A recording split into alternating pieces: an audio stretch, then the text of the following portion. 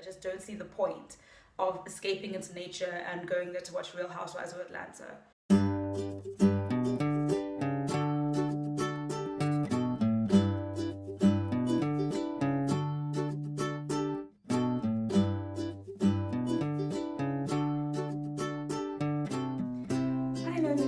Welcome back to my channel. If you're a returning visitor and this is your first time, then thank you for joining me, and hopefully I'll see more of you in the future.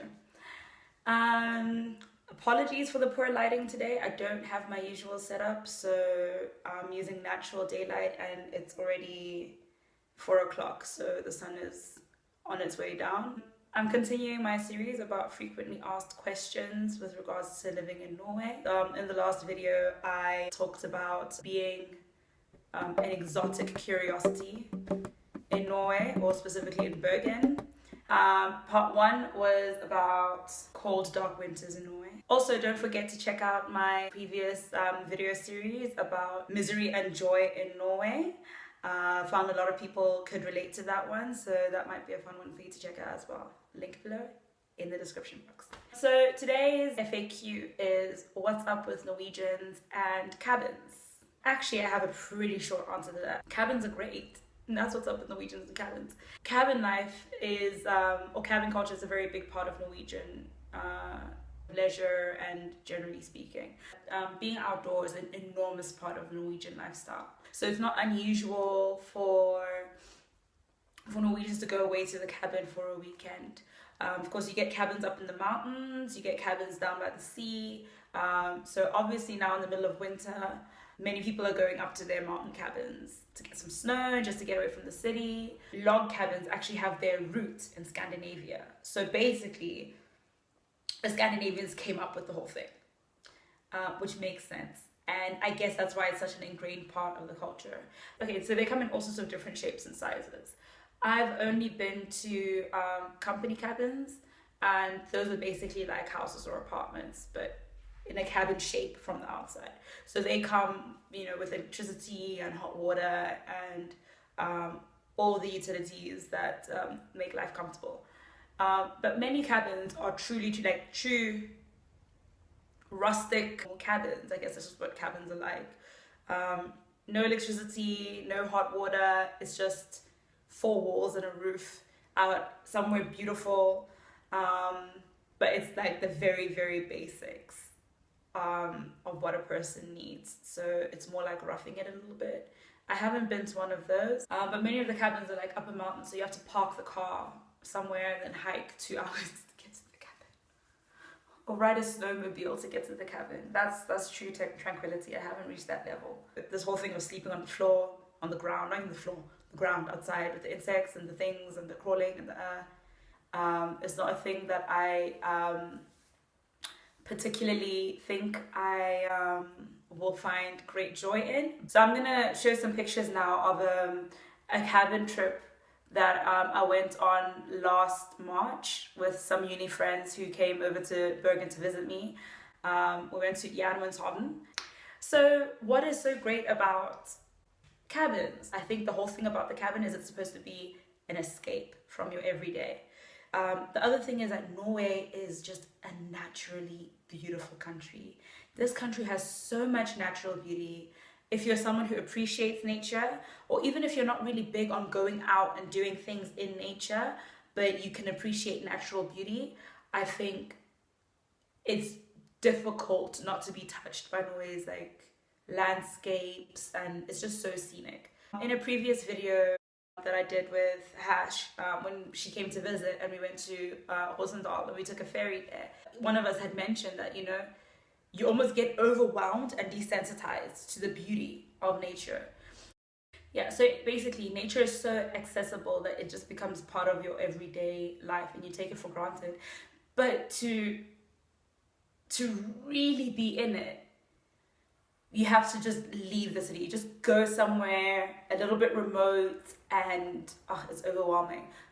We went to Gjermundshavn, a little bit southeast of Bergen. I think it's about an hour and a half or 2 hours by car, on the way to Rosendal.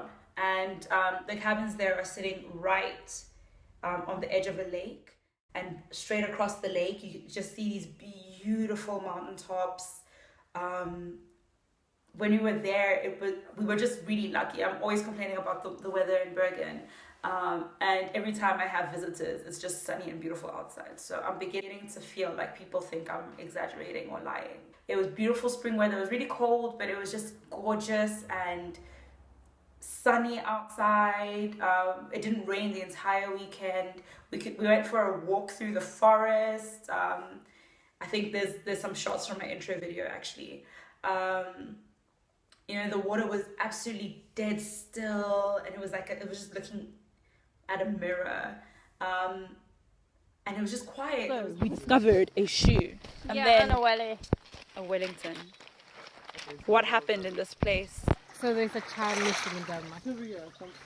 I mean, I don't know if we should jump to the conclusion that the child is missing. We could say that the child is missing a Wellington. Someone came down to the fjord wearing unmatching shoes, and they looked down and questioned their life, because who would be so stupid to put on unmatching shoes? So they threw them away. But why would a 7 or 8 year old be that philosophical? I don't think they were 7 or 8. They just had really tiny feet, Yes. and then they walked back through the forest without shoes on, Maybe it was a troll. and then killed a ram and discarded the skull or the shoulder or whatever part. I think it was a troll. It's always a troll. Can we have a contact? There was not many other people around. It was gorgeous. And then at night, that was the other thing about going to cabins. You don't have all the light pollution. So if you're lucky and it's a clear sky, oh my goodness. I can't remember the last time I saw so many stars. Probably years and years and years ago. I remember we saw so many, we could spot satellites going across. We spotted shooting stars. I've never laughed so hard with a bunch of people. And it was just amazing. The other thing about cabin trips is just the pure atmosphere of it. You know, when you go, you know that you're just going there to relax. Cities in and of themselves are not relaxing environments. Whereas when you're out where it's just super quiet, and if you're quiet, which I never am, you just enjoy the silence. It's beautiful. You don't have to worry about looking good, about what to wear. When I'm packing for a cabin trip, I'm thinking, what is my most comfortable thing? Where's my onesie? Where are my slippers? Where are big fluffy pink socks? And you just sit around with a bunch of people, basically in your pajamas the whole time. Not actually in your pajamas, but basically in your pajamas. Just relaxing and enjoying and eating and sipping and eating and eating and eating and playing board games and eating and sleeping and eating and going for walks and eating. Maybe going out for like a boat trip, or going skiing, cross-country skiing, downhill skiing, or eating. Yeah, I think you get the picture. One of my favorite things about cabin trips is the shopping trip before. You just haul in all these groceries that nobody's ever going to finish. There's going to be so much leftover stuff. Yeah, it's the simplicity of it. I think the thing that strikes me the most is just how simple it is. All you have to take there really is yourself.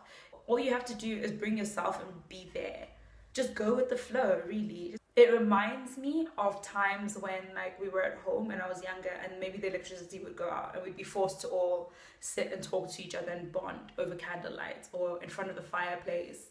In short, cabin trips are the ultimate staycation. I say export the log cabin thing to the whole world. We all need them. If you like this video, please like and share. Feel free to comment. Speaking to you Norwegians, what are the best things about cabin trips for you? They're your cabins, so it'd be nice to hear. Comment with your best cabin trip experiences. And until next time, in 2 weeks time on a Wednesday, take care, bye.